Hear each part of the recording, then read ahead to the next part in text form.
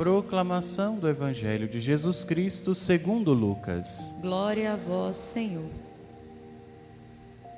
Naquele mesmo dia, o primeiro da semana, dos discípulos de Jesus iam para um povoado chamado Emaús, distante 11 quilômetros de Jerusalém. Conversavam sobre todas as coisas que tinham acontecido. Enquanto conversavam e discutiam, o próprio Jesus se aproximou e começou a caminhar com eles. Os discípulos, porém, estavam como que cegos e não o reconheceram. Então Jesus perguntou: "O que ides conversando pelo caminho?" Eles pararam com o rosto triste e um deles, chamado Cleofas, lhe disse: "Tu és o único peregrino de Jerusalém que não sabe o que lá aconteceu nesses últimos dias?" Ele perguntou: "O que foi?"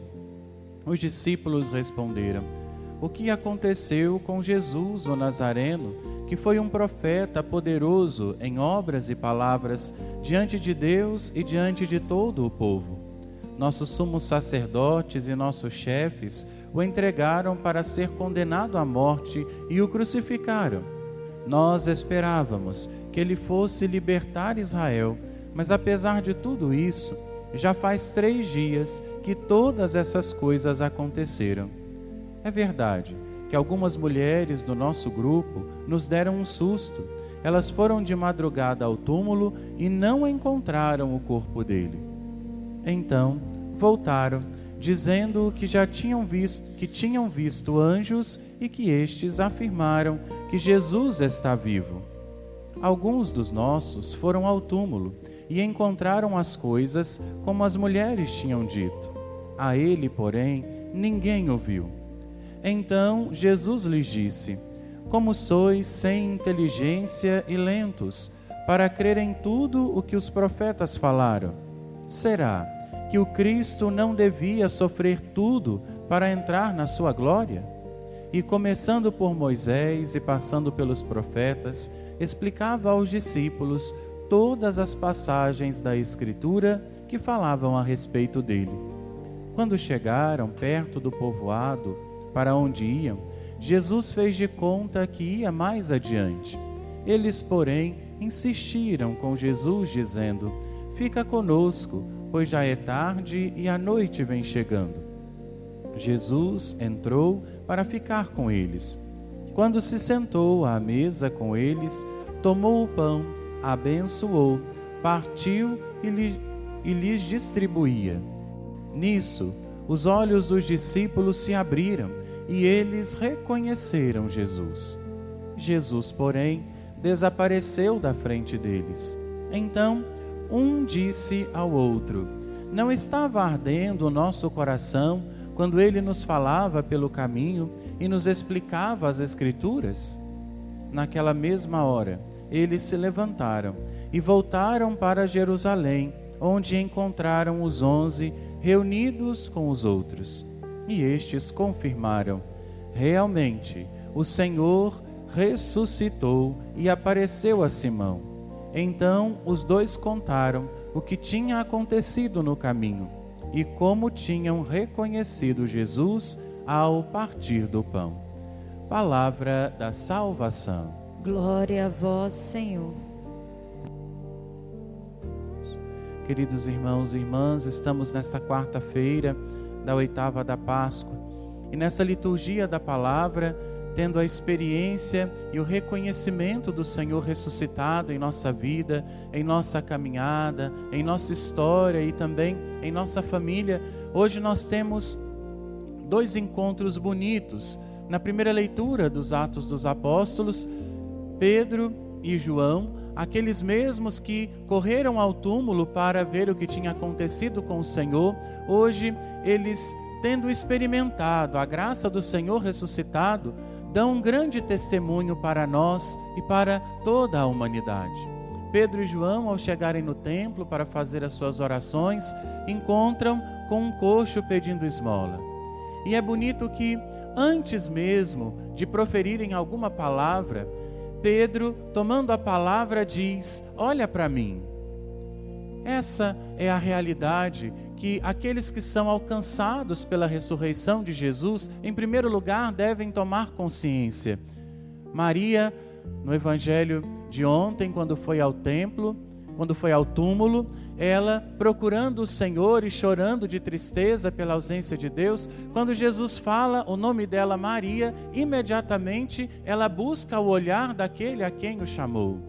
Pedro hoje faz as vezes do Senhor, pedindo àquele homem que pudesse olhar para ele. E esse olhar daquele coxo para Pedro já desvenda para nós o que é a vida do cristão ressuscitado, a exemplo de Jesus. Jesus se entregou por nossa causa, para que nós pudéssemos ser cada vez mais esta imagem fiel de filhos de Deus. Por isso, queridos irmãos e irmãs, quando alguém pedir a nossa ajuda, pedir a nossa atenção, que nós sejamos capazes de, em primeiro lugar, olhar no rosto daquele que nos chama. Pode ser que seja o próprio Jesus nos chamando para que Ele encontre o nosso olhar. E também pode ser a oportunidade que nós estamos pedindo para Deus para poder revelar o quão filho de Deus nós somos e também se estamos ressuscitados ou não. Pedro aqui, ele não tem medo. Pedro aqui, de uma forma destemida, podemos dizer, de uma forma ressuscitada. Ele diz àquele homem: não tenho ouro nem prata, mas o que eu tenho dentro de mim, o que eu professo, o que eu acredito, isso eu posso te oferecer. Então, levanta e anda. Essa é a realidade da nossa fé, queridos irmãos e irmãs. Mas a palavra de Pedro não é uma palavra de desculpa, porque ele não tem o que aquela pessoa oferecia, ele dá uma desculpinha e sai correndo de perto. Não, a palavra de Pedro é uma palavra de fidelidade. Ele que foi alcançado por Deus, ele que não foi abandonado por Deus, ele sabe que agora, tendo encontrado o Senhor, tendo recebido a graça do Senhor, ele também não pode abandonar, ele também não pode desprezar, porque ele foi alcançado pela presença do ressuscitado. E é bonito ver que aquele homem acredita na palavra de Pedro. E sabemos que a palavra de Pedro é palavra da igreja, é palavra de Deus, é palavra da esposa de Cristo. Nós também precisamos acreditar na palavra da igreja. Não podemos ter em nosso coração dúvidas, medos, desconfianças, mas nós precisamos acreditar totalmente para que, como aquele coxo que, obediente à palavra de Pedro, estendeu as mãos para alcançar a mão de Pedro, a mão da igreja, se levantou, entrou no templo e começou a saltar, louvando a Deus, que nós também possamos, nessa mesma experiência, colocar a nossa vida à disposição da igreja, para que juntos possamos louvar o Senhor. E no Evangelho de hoje, nós temos esse encontro importante e bonito, não só para este tempo pascal, mas para toda a nossa história. Sabemos que este Evangelho tem muitos sinais importantes, mas hoje eu gostaria de destacar apenas um sinal. Jesus, ao escutar a reclamação dos dois que estavam caminhando para Emaús, Jesus diz para eles: como sois sem inteligência e lentos. Como vocês são lerdinhos diante das realidades que vocês experimentam. Talvez, quando nós nos encontramos com o Senhor e começamos a falar com o Senhor, a lamentar com o Senhor, a apresentar ao Senhor as nossas desgraças, ou as nossas confusões, ou os nossos medos, ou as nossas decepções, talvez Jesus fale também isso para nós: como sois sem inteligência e lentos para perceber quantas coisas maravilhosas já estão acontecendo. E aí, dizendo isso aos dois que estão caminhando, Jesus, ele começa a explicar toda a Escritura, tudo o que aconteceu com ele, porque eles ainda não tinham entendido quem era aquele homem. Mas um sinal importante daqueles dois discípulos é que eles se reconheceram sem inteligência e lentos, porque eles escutaram tudo o que Jesus falou. Eles não começaram a reclamar: ah, você que é assim, você que não está sabendo, você que está por fora. Não. Eles ouviram a voz daquele que começou a explicar. Precisamos aprender, irmãos e irmãs, aprender a reconhecer as nossas fragilidades para recebermos algo que é muito maior. Receber a palavra de Jesus, que todos os dias, que em toda Eucaristia, que na palavra de Deus, na Sagrada Escritura, deseja nos ensinar, nos alertar.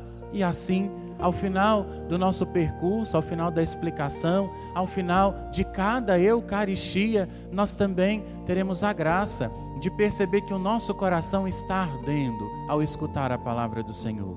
E é bonito que aqueles que no começo da conversa com o Senhor, antes de reconhecer, antes de prestar atenção em Jesus, aqueles que eram sem inteligência, no final do Evangelho, têm uma grande sabedoria, têm uma grande inteligência. E Jesus provocou neles essa realidade. Quando chegou no povoado, diz o Evangelho, Jesus fez que ir embora. Fez que ia passar adiante, mas imediatamente os dois disseram: fica, já é tarde, o dia declina.